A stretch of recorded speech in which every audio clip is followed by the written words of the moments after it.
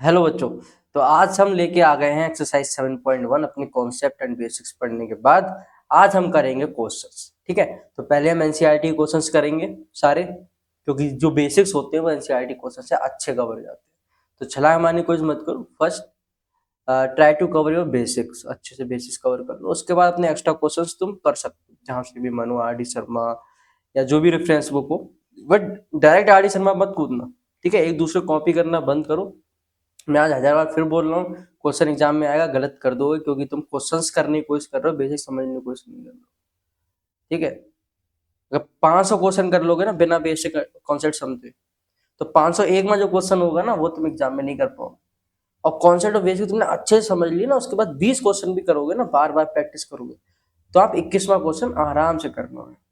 तो उस चीज को समझो, स्टेप बाय स्टेप चलो। हर एक चीज स्टेप बाय स्टेप ही होती है लाइफ में, कोई भी चीज ऐसे नहीं होती शॉर्टकट किसी चीज का नहीं होता कि एनसीईआरटी तो कुछ है ही नहीं, एनसीईआरटी को हलवा समझ रखा है, ग्रांटेड पे ले रहे हो आप लोग सर, एनसीईआरटी तो ऐसे ही है, मतलब हो ही जाती है, हो जाती है। हाइट एंड डिस्टेंस का सिर्फ एक सवाल आता है, पूरी एक्सरसाइज तो नहीं आएगी, एक सवाल आएगा, और जो सवाल आएगा ना वही आप नहीं कर पाओगे। क्यों? क्योंकि आपने छोड़ रखे हैं बहुत सारे सवाल। 16 क्वेश्चन है हाइट एंड डिस्टेंस, करते हो 12 13 10 उनको रट रखे हैं। तो रटने से ऐसे काम थोड़ा चलेगा। एक भी क्वेश्चन एनसीईआरटी छोड़ दोगे वही आ जाता है, फिर प्रॉब्लम हो जाती है। यार या तो क्वेश्चन ही 20-25 आ रहे हो, चलो 20-25 क्वेश्चन आ रहे हैं, उसमें आप 20-21 कर दिए, 2-3 नहीं कर पाए, कोई बात नहीं, क्वेश्चन एक ही आएगा ना। हाइट एंड डिस्टेंस से एक क्वेश्चन आएगा, ट्रिग्नोमेट्री आईडेंटिटी से एक क्वेश्चन आएगा, प्रोबेबिलिटी का लॉन्ग क्वेश्चन एक आएगा। तो एक एक क्वेश्चन तो इंपॉर्टेंट आ रहा है, तो वो तो हमें करना ही करना है ना, फिर कोई चांस ही नहीं छोड़ने का। इसलिए एनसीईआरटी को ग्रांटेड पे मत लो, ग्रांटेड पे ले रखा है तुमने उसको कि ये तो हो ही जाएगी, और आर डी शर्मा खोल के बैठे हवा हवाई में। ठीक है, स्टेप बाय स्टेप चलो। हर एक टॉपर नहीं होता, कुछ लोग टॉपर होते हैं, कोई कुछ अलग करते हैं। चलो, तो क्वेश्चन नंबर 1, तो question number 1, question number 2, question number 3, मतलब क्वेश्चन के पार्ट है ये। इन तीनों में हमें क्या निकाला है? डिस्टेंस निकाला है। डिस्टेंस का एक ही फॉर्मूला है, x2 माइनस x1 का होल स्क्वायर और y2 माइनस y1 का होल स्क्वायर अंडर रूट में। तो डिस्टेंस कैसे निकालेंगे? देखो, फर्स्ट पार्ट का अगर हमें डिस्टेंस निकालना है तो हम पहले x वाले घटाएंगे और फिर y वाले घटाएंगे। तो मैं 2 में से 4 घटा रहा हूँ और 3 में से 1 घटा रहा हूँ। अब 2 में से जब 4 घटाओगे तो -2 होगा, तो -2 का स्क्वायर, और 3 में से 1 घटाओगे तो 2 होगा, 2 का स्क्वायर, -2 का स्क्वायर भी 4 और 2 का स्क्वायर भी 4, तो ये आ गया √8। और √8 को लिख सकते हैं 2√2। क्या लिख सकते हैं? 2√2। अब बहुत बच्चे ये पूछ रहे हैं 2√2 कैसे लिख दिया, तो 2√2 कैसे लिख दिया? जो 8 के वो फैक्टर्स कर लो, प्राइम फैक्टर्स कर लो, तो जिनका पेयर बनना होगा वो बाहर आ जाएगा, जिनका पेयर नहीं बनना होगा वो अंदर आएगा। ठीक है, चलो सेकंड में लगाते हैं distance formula.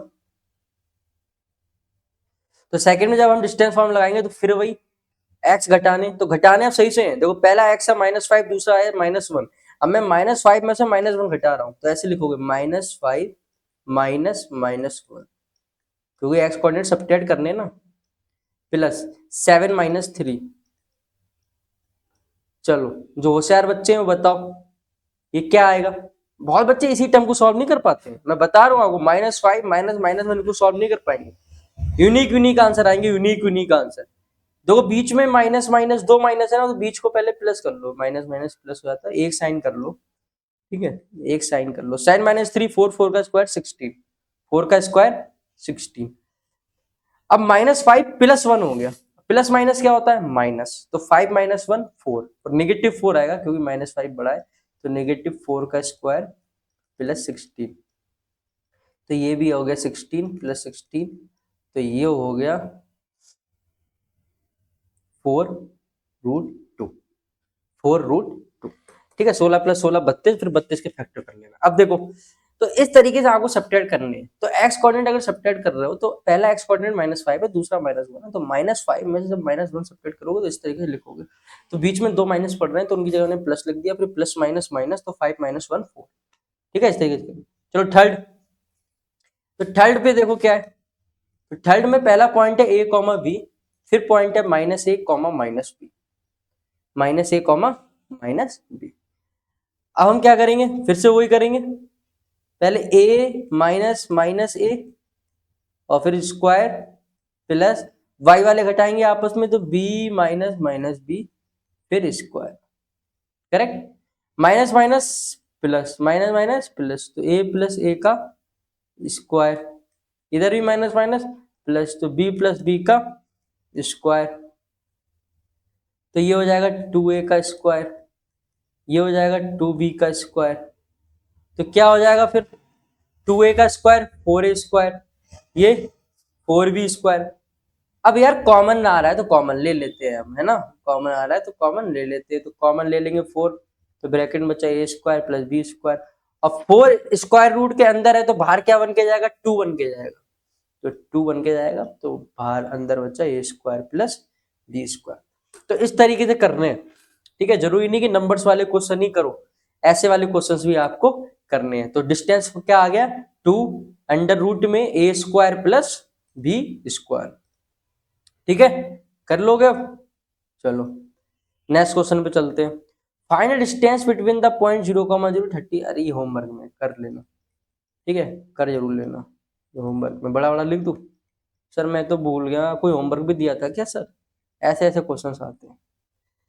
Determine if the point this and this are collinear,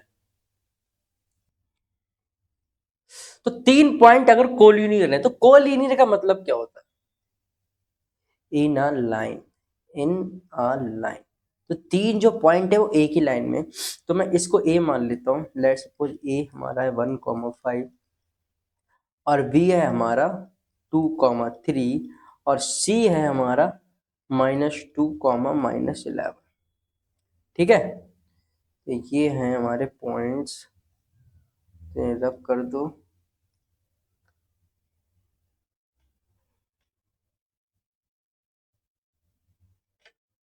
तो ये है हमारा a, ये है हमारा b, ये है हमारा c, 1,5 2,3 -2, -11, ये है 3 पॉइंट्स कोलिनियर है। कोलिनियर मतलब एक ही लाइन में, पर ये दिए हुए नहीं है, आपको प्रूव करना है। Determine if the points this are collinear, क्या ये एक लाइन में है, तो मैं क्या कॉन्सेप्ट यूज करूं कि ये तीनों पॉइंट एक ही लाइन में लगे, क्या कॉन्सेप्ट यूज करूं, अगर ये तीनों पॉइंट एक ही लाइन में है तो क्या मैं ये कह सकता हूं कि distance A B plus B C equal to A सी।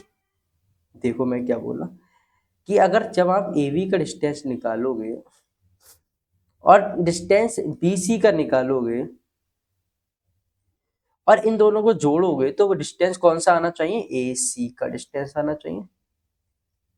अगर ये तीनों एक ही लाइन में है तो मैं ये बोल रहा हूँ A B plus B C is equal to A C, ऐसा होना चाहिए अगर पॉइंट्स कोलिनियर है, ये पॉइंट्स आर कोलिनियर, ये पॉइंट्स आर कोलिनियर, ठीक है। अगर आप ए बी की दूरी निकालोगे और बी सी की दूरी को जोड़ोगे तो जो दूरी है वो ए और सी की जो आएगी वही आनी चाहिए।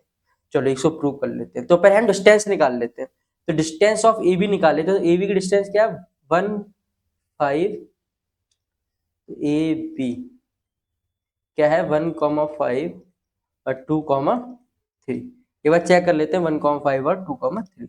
चलो डिस्टेंस फॉर्मूला से डिस्टेंस निकालो फटाफट इसकी, ठीक है, तो ए बी की डिस्टेंस निकालोगे तो x घटाओगे 2 - 1 का स्क्वायर, y घटाओगे 3 - 5 का स्क्वायर, तो 2 - 1 1 1 का स्क्वायर 1, 3 - 5 -2 का स्क्वायर 4, तो ये आ गया √5। चलो BC की दूरी निकाल लो, तो BC की दूरी निकालोगे, BC क्या दूरी है -2, -11, ठीक है, लिख देते हैं, चलो यहाँ BC, तो ये B है, ये C है, ये -2, -11 है, और ये तुम्हें पता था 2,3 है, ठीक है, 2,3 से -2, -11, चलो फिर से निकालो, फॉर्मूला लगाओ, तो पहले x वाले घटाएंगे, तो 2 में से -2 घटाएंगे, ध्यान रखना, 3 में से -11 घटाएंगे, अब ये माइनस माइनस हो जाएंगे प्लस, तो ये हो जाएगा 4 का स्क्वायर 16, वो हो जाएगा 14, 12 13 14, 14 का स्क्वायर 196, ऐड करो जरा, 6 6 12, एक कैरी, 9 एक 10, एक 11, एक कैरी 212, कितना आ गया 212। ठीक है, ये आ गया। अब इन दोनों को जब जोड़ोगे तो डिस्टेंस AC आना चाहिए। चलो पहले हम AC निकाल लेते हैं। AC किन किन के बीच में दूरी है 1,5 और -2, -11, तो फॉर्मूले से लगा लेते हैं। तो 1 -2, 1 में से -2 घटाओगे तो 3 का स्क्वायर प्लस 5 माइनस -11 तो 16 का स्क्वायर, तो ये आ जाएगा 9 प्लस 256, तो ये आपका हो जाएगा 260, 265, 265। अब ए बी और जब बी सी, ए बी और बी सी को जब जोड़ोगे तब आपका डिस्टेंस आना चाहिए ए सी। क्या ऐसा है? ए बी और बी सी को जोड़ोगे तो क्या ए सी आएगा? नहीं आ पाएगा। तो A B plus B C is not equal to A C, hence the points are not collinear, hence the points are not collinear. तो ये पॉइंट जो है वो हमारे कोलिनियर नहीं है। क्यों नहीं है? क्योंकि जब आप ए बी और बी सी को ऐड कर रहे हो तो वो ऐसे नहीं आ रहा है। रूट 212 और रूट 5 दोनों अलग अलग हैं, इनको पहली बात तो ऐड ही नहीं कर सकते, तो और 265 तो किसी हाल में नहीं आ सकता। ठीक है, तो ये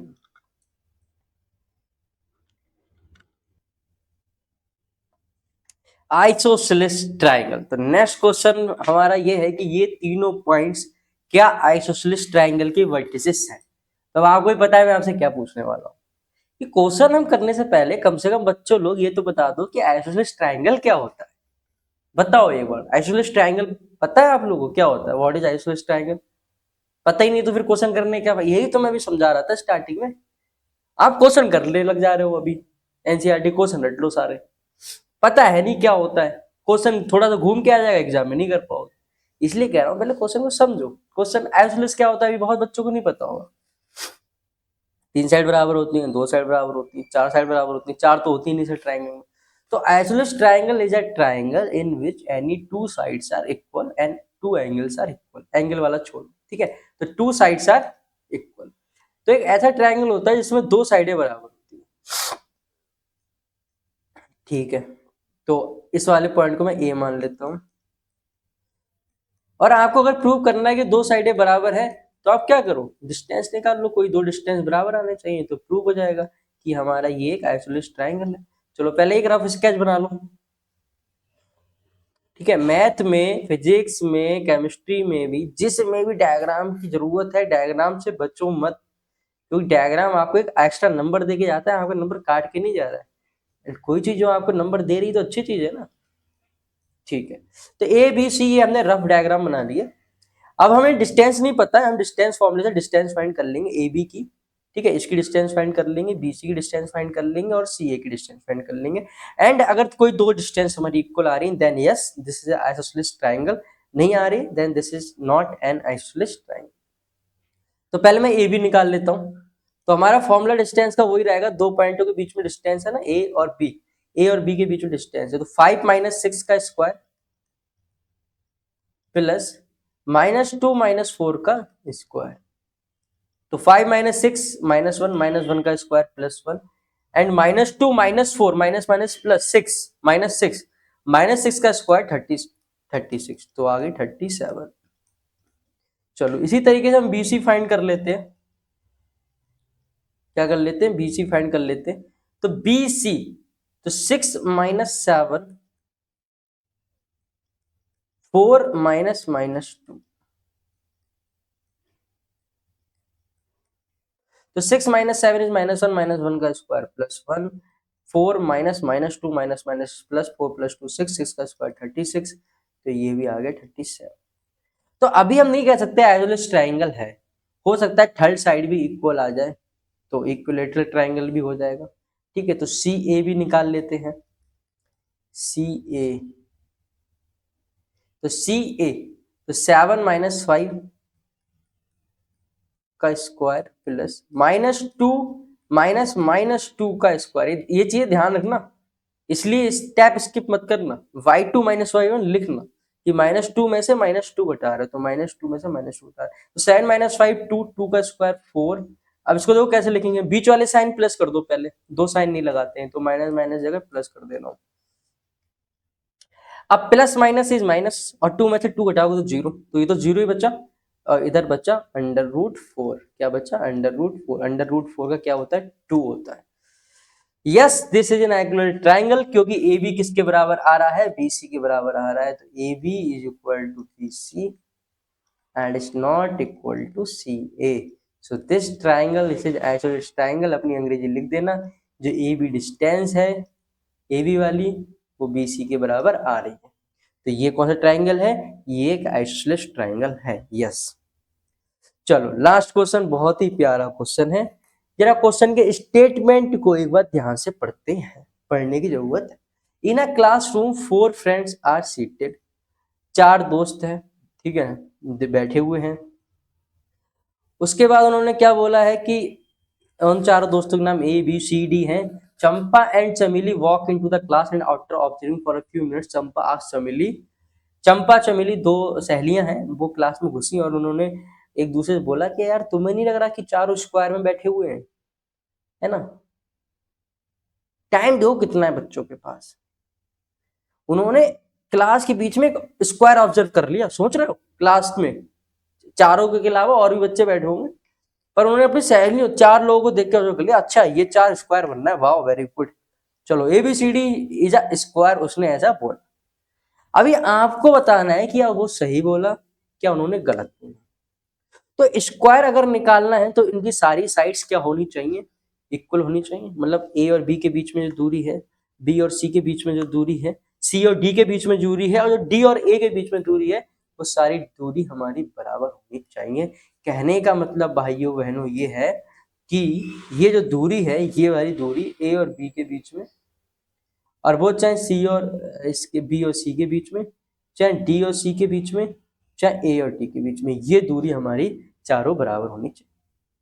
अब डिस्टेंस निकालने के लिए सर कोऑर्डिनेट तो पता होनी चाहिए, ए की कोऑर्डिनेट तो पता ही नहीं, लड़की का खोपड़ा बना हुआ है, तो कोऑर्डिनेट निकाल नहीं सकते हो। उससे पहले रिवीजन नहीं कराया फर्स्ट डेमो क्लास में? फर्स्ट क्लास में मैंने बताया कि कोऑर्डिनेट्स कैसे निकालते हैं। ए का एड्रेस क्या होगा? ए का एक्स देख लो, एक्स कितना है 3, ए का वाई देख लो, वाई कितना है 4, तो ए का पॉइंट आ गया 3,4। इसी तरीके से बी के पॉइंट भी निकाल लो, बी का आप एड्रेस देख लो, बी का 6x6 तो 6,7। सी का निकाल लो पॉइंट x9/4, ये बात चेक कर लेना, ठीक है। डी का x6 और y है 1, तो ये है। अब हम क्या करेंगे, एक एक करके डिस्टेंस फाइंड करेंगे। पहले हम ए बी की डिस्टेंस फाइंड करेंगे, मार्कर थोड़ा चेंज कर लेते हैं, व्हाइट ले लेते हैं और डिस्टेंस फाइंड करते हैं। तो ए बी, तो ए बी के बीच में डिस्टेंस निकालोगे तो 6 - 3, 6 - 3 इज 3, 3 का स्क्वायर प्लस 7 - 4 इज 3 एंड 3 का स्क्वायर, तो ये हो गया 9 + 9, तो ये हो गया √18। इसको सॉल्व कर लेना फैक्टर्स करके, ठीक है। बीसी निकाल लेते हैं, बीसी के बीच में दूरी, बीसी, तो बीसी के बीच में दूरी निकालोगे तो आपको फिर वही करना पड़ेगा, 9 - 6, और 9 - 6 करोगे 3, 3 का स्क्वायर आ जाएगा 9, 4 - 7 इज -3, -3 का स्क्वायर भी 9, तो ये भी आ गया √18। इसी तरीके से आप निकालोगे सी डी के बीच में डिस्टेंस, तो सी डी के बीच में डिस्टेंस निकालो, 9 - 6 3, 3 का स्क्वायर 9, 4 - 1 3, 3 का स्क्वायर 9, ये भी आ गया √18। और इसी तरीके से आप डिस्टेंस निकालोगे ए और डी के बीच में, इसके बीच में ए और डी के बीच में, ए और डी में देख लेते हैं सेम आ रहा है, तो 6 - 3 3 का स्क्वायर 9, 4 - 1 3 का स्क्वायर 9, तो ये भी आ गया √18। तो सारे डिस्टेंस बराबर आ रहे हैं, सारे डिस्टेंस क्या आ रहे हैं? बराबर आ रहे हैं, तो हम बोल सकते हैं A B is equal to B C equal to C D equal to A D, hence the figure is square, hence the figure is square।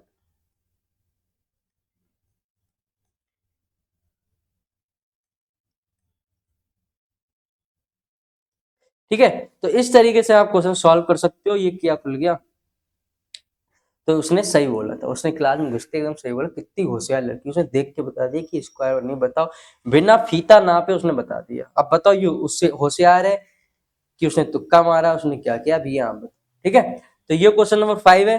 Question number 5 भी हमने कर लिया। चारों लड़कियां स्क्वायर की पोजीशन में बैठी हुई हैं क्योंकि चारों डिस्टेंस बराबर आ रहे हैं। तो इस एक्सरसाइज में हमने क्या सीखा, इस एक्सरसाइज में हमने डिस्टेंस फॉर्मूला लगाना सीखा, लेकिन सिर्फ डिस्टेंस फॉर्मूला ही नहीं, प्लस माइनस कैसे करते हैं, 2 पॉइंट्स को कैसे प्लस, आप मजाक समझ रहे हो इस चीज को। डिस्टेंस फॉर्मूला बहुत इजी है, पर फॉर्मूला लगाना हार्ड है। अगर आपको प्लस और माइनस नहीं आता, आप भी गलतियां करोगे। जो लोग बोल रहे हैं क्वेश्चन इजी है, अच्छे से माइनस करना, अच्छे से प्लस करना, देखना किसको किस में से माइनस करना। अब ये जो मैंने लिखे हैं √18 तो अब देखो माइनस किसी को भी किसी में से कर सकते हैं, चाहे x2 माइनस x1 करो, चाहे x1 माइनस x2 करो। अगर गलतियों के चांसेस कम करने हैं तो अपने आप खुद ऐसे माइनस करो कि आंसर पॉजिटिव है। ऐसे a और d के बीच में डिस्टेंस निकालनी है। अब a और d के बीच में डिस्टेंस निकालोगे तो तुम 3 में 6 भी माइनस कर सकते थे, लेकिन मैंने 6 में से 3 किया। क्यों, झंझट क्यों लेनी है माइनस की, मुझे पता है वो माइनस हट जाएगा, स्क्वायर हो जाएगा, लेकिन मैं माइंड में ही 6 में से 3 करता हूँ, क्योंकि हमारी मेंटेलिटी होती है हम बड़े में से छोटे नंबर माइनस करते हैं। तो 6 में से 3, 3 का स्क्वायर 9। फिर जब मैंने y वाला घटाया तो 1 में से 4 नहीं घटाया, मैंने 4 में से 1 घटाया, क्योंकि आप तो उल्टा सीधा कर सकते हो। तो 4 में से 1 घटाया, फिर 3 का स्क्वायर 9, तो 9 + 9 √18। ठीक है, तो आपके ऊपर है, प्रैक्टिस से आएगा ये चीज, प्रैक्टिस से, प्रैक्टिस करो। ठीक है, चलो बाय बाय।